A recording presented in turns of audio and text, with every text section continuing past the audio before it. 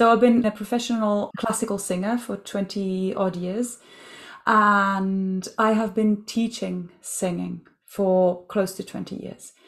And this is where the life coaching came in. Um, you know, Teaching someone to sing is a way of helping them get to know themselves a little better, Yeah. getting a lot closer to, I say, to their own soul. And also to their own mind, exploring your mind. And singing is also very physical. It's also about exploring your body, how it Hmm. works. It's a very physical thing. When you do classical singing, Hmm. that was born, in a time when there were no microphones, there was no amplification. So when you do classical singing, there is nothing. You are in a building that's meant for it, sure, but it's still an empty building. Yeah. And you might have 100 musicians in the pit playing like crazy. Get an idea of the Yeah. volume of that. And you need to be heard on top of this. This means that you have to really, really project your voice because there's nothing picking it up and amplifying it for you.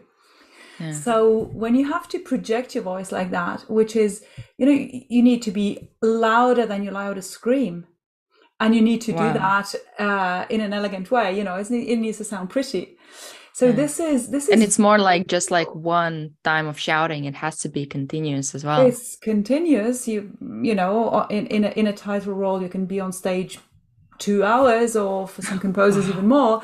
And how do you do that? So, you know, how do you produce this amount of volume? This is a very complex discipline because it's very, very mental. It's a complex skill, very physical. Your body needs to respond 100%. And it goes a lot deeper than that, because sharing your voice, no matter if you're talking or singing, is Hmm. sharing a big part of yourself, of who you are. Yeah. And this is not always easy. And your voice gives away so much about you that you sometimes don't want to be seen, and your voice will do it. Your voice has a Hmm. life of its own. So when you teach someone to do all of that, I mean, this is the most effective form of life coaching that I know. Yeah. It's incredible. Yeah. Okay. So let's get into each of those physical, and I wrote down mental. So when it comes to physical, if have you had experience when somebody who hasn't doesn't have like experience with singing and things like that, they tell you like, what do you mean physical? You're just singing. Like it's it's not like you're running or jumping or doing whatever. So can you explain the physical piece of it? Because that is something that I feel many people might not be able to understand. Yeah, it's really funny because when you get beginners, you get two kinds of people. One kind who says, "Okay, how much fitness training do I need to do in order to become a singer?" Wow. And I go like, "Hey, have you ever looked at Pavarotti? Do you think he does a lot of fitness training, in the day?" So I get this kind of people, the ones who understand that it's very physical, and they say Hmm. like, what do I need to be able to do? I mean, do I need to, Yeah. do push-ups and stuff? That's one type. And the other type is the type, as you say, who says, what's physical about that? It's singing. Yeah. It's somewhere in between. It's very, very physical. First of all, you need to produce so much sound. You need to take so much air. You need to transform it in a proper way into Mm. sound. Um, Already the way we breathe, if you breathe like okay, it's only singing, you're saying that it's only speaking. And most of us, we breathe like that, which is Hmm. nothing. We get a little bit of air at the top of our lungs, Yeah. and okay, you don't feel that. But when you breathe for singing, you have to breathe down here. You Yeah. have to fill this up and fill the sides and fill a little bit towards the back, and then use this air to create pressure in the right way so you don't injure your throat, and create this incredible amount of sound. This is very physical. The other thing Yeah. that's very physical is everything you do on stage, or even if you do a concert and you're just standing there. It's very tiring. This requires a lot of stamina. Hmm. And it's mentally demanding, just the concentration and all of that, Yeah. which also you feel on your body. So it's physical, both in a sense of, the effort that you have to provide, and it's got to look like there's no effort at all. So when they say, oh, you sing like, it's so natural, that's the greatest compliment. You are doing a lot, but it shouldn't be seen.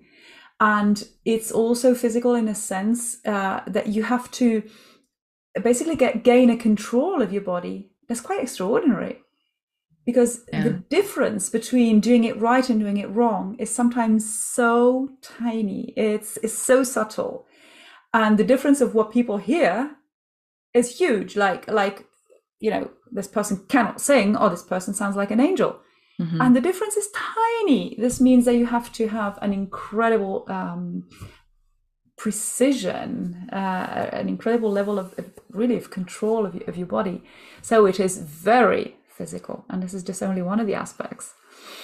Okay, so one really interesting thing that I want to explain is that mechanism where you don't really sing with necessarily your throat, but how you involve the whole body. Because when you were talking, I was watching one of your videos, and it was really interesting to hear about it, because I'm not a singer. I don't have any understanding about this, or didn't have up until started to look some of your videos. But that's something that I found really interesting, even thinking about how much mind you have to involve just to control your body to actually go through that process. So can you explain a bit more in detail, how does that process actually look like? Yeah. So you might have had the experience of holding a baby, a small baby. And when a baby screams, that's, newborn babies are the perfect, ultimate opera singers. We were all born like that. It's something that we used to do naturally. And then they wouldn't let us, because of course no one wants screaming babies and screaming kids, and it'd be so loud. And so they kind of frustrate your voice and your ability to pull it out this way. And voice then becomes more than just your physical voice. They kind of dampen your voice in many, many different ways. But the big physical way is that you don't know how to sing anymore. A small baby, they fill their tummy with air. They open their throat like that. And they push from here outwards. Their bellies go, and their voice goes. Is it like a natural thing they do? Yes, that's how babies cry, how they scream for attention, for anything. That's how babies cry. And that's how we sing opera. And this is just a very powerful, how loud a baby can be, and how long they can scream, and how high, and how it's incredible, piercing, because they need to be heard far away. Say a baby is in distress and the mother is God knows where in the forest, the baby needs to be heard. Like an opera singer above a big orchestra, That's the mechanism. So we were all able to do that perfectly, as long as they would let us. And they stopped us from doing that. And then even if you feel that you want to learn to sing when you're really young, say you're 16, you're 17, still you were not allowed to do that for about 16 years or 15 years. So you will have to, in most cases, to relearn it. Some people still know how to do it instinctively, which is great. But most of us, and I'm one of them for sure, we have to rediscover how you do that. Totally. And I really like how you said it, that we have to relearn it, not learn it, because it's already innate and it's already in all of us. Absolutely. So in a way, nobody can really say, I'm not a singer, or... No, the truth is, we have to, not only do we not have to learn it, we have to forget that it's forbidden. We have to unlearn that it is forbidden to do that. Now, singing, the thing about singing, the only difference with the baby screaming, crying, is that you have to have a certain pitch. You cannot scream any random notes. You have to have, so that's the only real difference. So when you say everyone is a singer, my only condition there is if they can pitch, if their hearing works properly. So if you cannot pitch, those people, there's always, if there's a party and everyone's singing happy birthday, there's always someone going like, whoa. Those people, they can learn the technique, they can learn to breathe the proper way, they can learn to project the voice. It might even sound beautiful, but it will always be the wrong note. I've got some experience of that. It's incredible. Okay, but with these people, most of the times they actually seem like they're the most confident ones because they're singing like they don't really care. But that's one thing that I actually wanted to touch on is what role does the confidence play in this as well? Because technically, if all of us have this ability to use this mechanism, and let's just assume that we all have a good sense of rhythm and things like that. What is it that a lot of times is stopping people from this ability to actually express their voice? As you said, that probably is more towards the mental side, where expressing your voice, that it might not necessarily always be, because so many times, and you might have noticed this, is that there are many people that actually are really good at hearing the music and even hearing what's right, what's wrong, but they maybe don't have that confidence in their voice. So maybe you can talk a bit more on the importance of confidence in this. So if you want to just sing for yourself, like those people who sing under the shower, this is the usual funny image. That's you don't need a lot of confidence for that. If you're on your own and you'll never be heard, you do what you want when you're on your own. There are some people who sing really, really well under the shower, and they will still not come out. If you want to come out, it needs more than confidence. It needs, I think it needs, you need to be sheer crazy. I don't see another way of doing that, because when you are singing, apart from a karaoke night and with friends and that kind of stuff, but if you are going on a stage, you are basically saying, everyone shut up and listen, because I will do something amazing for you. So this takes a level of confidence. It's confidence in what you do. It's self-confidence. It's many layers. It's confidence in your preparation, in your, in your musicianship, in everything. Yeah. It's also confidence also in how reliable your body is. That you have the strength, you have the stamina, that your body will respond. So there's many layers that go into that, and you have to have unless you're just crazy and go for it, but you have to have a lot of proof of the fact that all these things work all the time, that they're reliable. And still there's singers who are fabulous, like really, really great, and then they will not go and express themselves, as you say, because they are still held back by what? It's nothing to do with singing anymore. That is just on a much deeper level, sometimes subconscious, sometimes it's closer to the surface, but that is really like our mind sabotaging us to the point where we are paralyzed. This does happen. It's like stage fright, and it shows up like okay, I'm never gonna go on stage. That's one thing. Or those people who make it as far as to go on stage, and then they don't deliver because they're so paralyzed by fear that they never perform at the height of their ability. Maybe they're great at the rehearsal. You're saying, wow, and then they go on stage and you don't recognize the person. This happens as well. So that's, once the technique is in place, and it takes a long time, and physically everything is in place, and you got your repertoire sorted, and you got, everything, that's where it gets really, really interesting. So you have all of that, you have your tools, you're ready. Are you going to do it? And that's where the most interesting part for me of singing coaching a singer starts, where it's really like understanding that, once it's okay, you have a standard. You're not going to make a fool of yourself. You can, Yeah. That's the moment where you say, okay, why are you doing this? Why?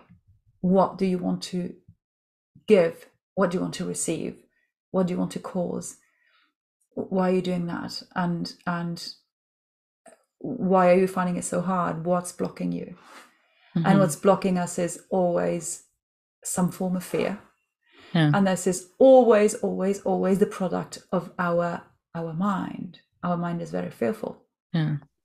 And that's when, once you've tamed the body, as in you've learned the technique and all of that, and you've done all your push-ups, if you will, that's when you have to tame your mind. And this is, ideally you don't do that when you're finished. You do that going along, so you end up at a certain stage where you can say, okay, let's get going now. But still, for many artists, but it's not only singers, it's instrumentalists, dancers, actors, performing artists in general. That's when you have to really get out of your mind, get out of your mind, or tell your mind to just do what it does best, and let you take care of the things that it does not do very well. And this is an inner work that you have to do to really be at peace with your mind, and have your way with it. Have it as an ally, not as an enemy. Teach it what it needs to know. Train it gently and lovingly, but firmly. And it's got to stick to what it can do, and it's got to just get out of your way. And when I say your way, who is you? You is the you who can observe the mind, and who can say, wait, that's not me. Yeah. You are my mind, and these are the functions of my mind, and I am the one who's partly here, but the bigger part of me is my soul.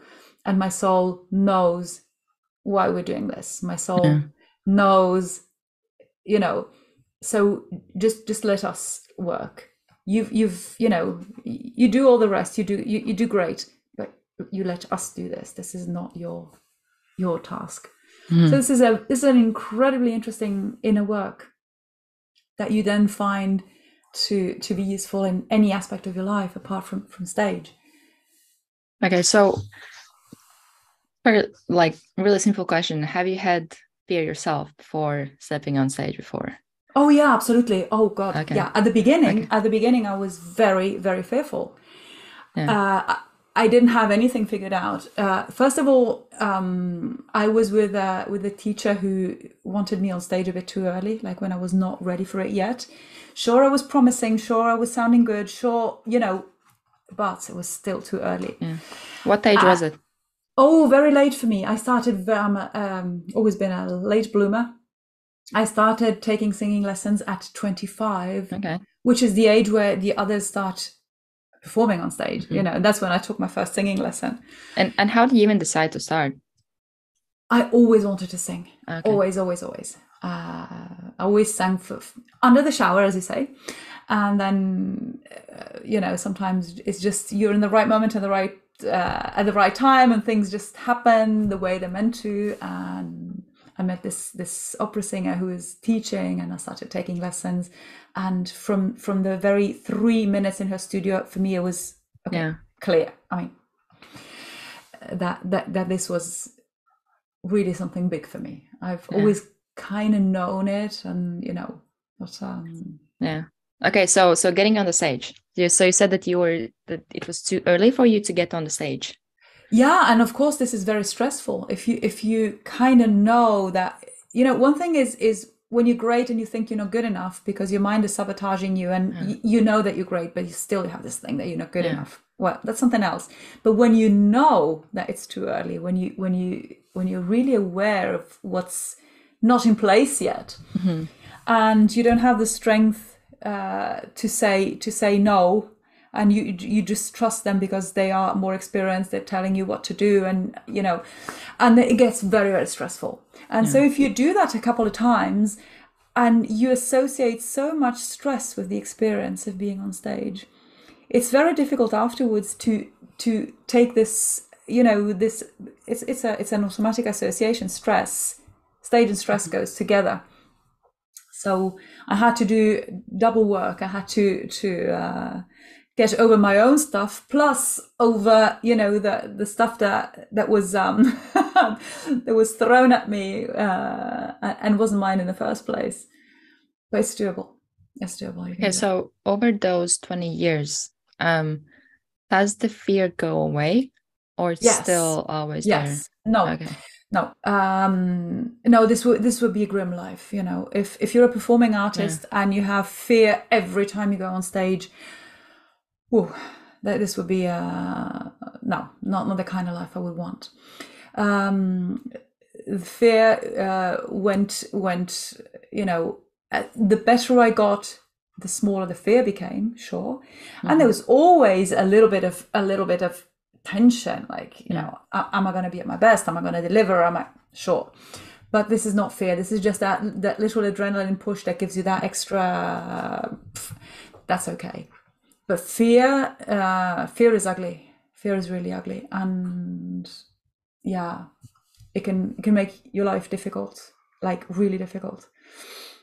I was thinking, even as you were speaking about the fear, about how sometimes fear maybe can give us insights on what, or if there's something that we need to work on. Because if there's something that we are afraid of, especially if we have done this for years, there might be something that we need to resolve in ourselves. Let's say it might be fear of rejection or judgment or things like that. So I think that a lot of times can come back to you being able to notice that, there's something else that I need to work on myself. Because I think, especially in the beginning, when you start something new or you do something for the first time, obviously you will have fear because it's uncertainty. You can't really predict what will happen, things like that.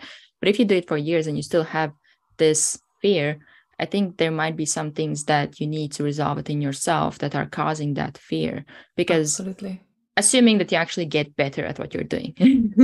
Yes. But maybe you can talk more on how, even like your experience with what you said about your confidence was growing, and did you, I don't know, there probably wasn't one moment when you noticed that fear started to go away, but how did that transition look like? Because I feel like it's important for everybody really to understand that, because when we start this journey on whatever it is that we do, you will have fear. It's something new. But I think when we are in this fear phase, we have the sense that it will happen forever, or we will go through this fear forever. And then at some point we kind of quit because we get tired of this fear. As you said, like, if I would have to be in fear for 20 years, I wouldn't do it.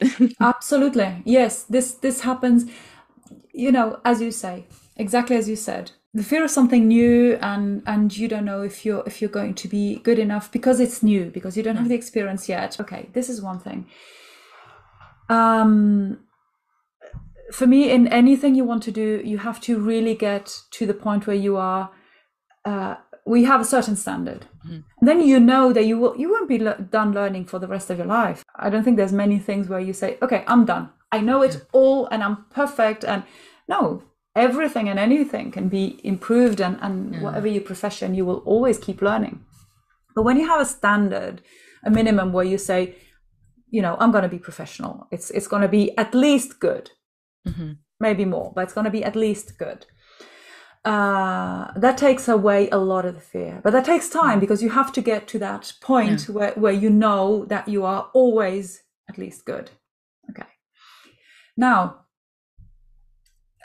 if you see that you're way past that and you're more than good and you're going, towards like excellence and all of that, and it's still a nightmare, that's where you have to really look at what you were saying before. And this is where the work gets really interesting, because this again is, where is my mind taking the driver's seat, wanting to drive from its limited perspective. The mind is very short-sighted. The mind sees very well in detail. It doesn't need any reading glasses. It's very good at that. It sees everything, it's smallest detail, but it's very short-sighted. And the soul comes from a perspective like it sees everything from above and from within and from the other side and from every side. It just perceives everything in every aspect, in every facet, under every light, every outcome, everything. So who do you want to drive your car?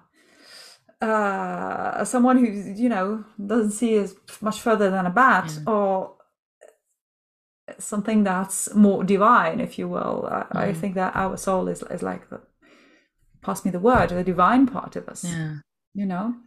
And the problem when we struggle with fear is always that our mind is so noisy and it wants to drive the car, and it's like a kid throwing a tantrum all the time, that it makes so much noise that we cannot hear the voice of our soul, because our soul doesn't scream. This is not very godlike to scream. Our soul goes like it's having a look like whoop, and the mind goes and you are deafened by the mind. So what does it boil down to? Okay, you are good, you're great, and you're still so scared because you are still not good enough. It's limiting beliefs. You are believing about yourself that you are not good enough. And if you think of it, what are you saying here? You are saying, well, the way I see it. So if your soul is a part of the divine, if you are part of the divine, because you are, so you are telling the universe or God or whatever you want to call it, spirit, universal intelligence, that, basically that it fucked up, that you are a mistake. You are like, now, if the universe is like the ocean and we are like waves, can you imagine a wave of the ocean thinking like, oh, I'm a shitty wave. The rest of the ocean is great, but I'm a really, really bad wave. And then what happens? 1 second later, this very wave will go back in the ocean, mix with all the other particles of all other waves and form another ocean, another wave. It does not make sense to say that a wave is a bad wave. And it does not make sense to say that a person, or that us, we're usually talking about ourselves unless we're judging others, but that we are not good enough. So what happened there? Why is this part of the universe not good enough? Really? Sure about that? No. Who's telling you that? The mind. The mind is scared, short-sighted, and mind also knows all your weaknesses as well, and your fears. It knows its weaknesses and its fears. That's why it knows them so well, of course. Of course. Yeah.